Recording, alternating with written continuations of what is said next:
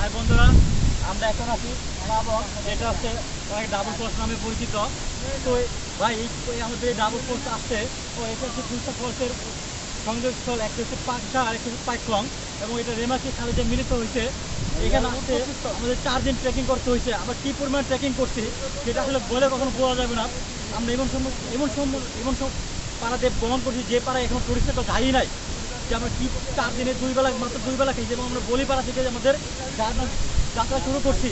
এবং এই বৈরী পরিবেশ, বৈরী আবহাওয়াতে এখানে আসতে পারে আমার যে আনন্দ হচ্ছে, আসলে কী পরিমাণ আনন্দ হচ্ছে সেটা কখন বলে বোঝানো যাবে না।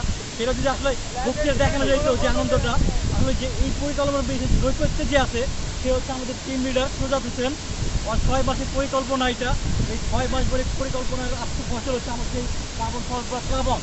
এবং আমাদের টিমকে যে সার্বক্ষণিকভাবে গাইড করছে সে হচ্ছে ক্যামেরার পিছনের ম্যান রাকিবুল ইসলাম রাকিব। তারও অক্লান্ত পরিশ্রমে আজকে আমরা এখানে। তো আসলে তাদেরকে স্পেশালি থ্যাঙ্কস আমার পক্ষ থেকে, এবং অন্যান্য যে টিম মেম্বার আছে তাদেরকে থ্যাঙ্কস জানাচ্ছি যে তারা এত সুন্দর অ্যাসিস্ট করছে। যে তাদের অ্যাসিস্ট যদি আমি না পাইতাম তাহলে আমি এখানে পৌঁছে যেতে পারতাম না। আমি যে ফিজিক্যালি আনফিট অনেক বেলা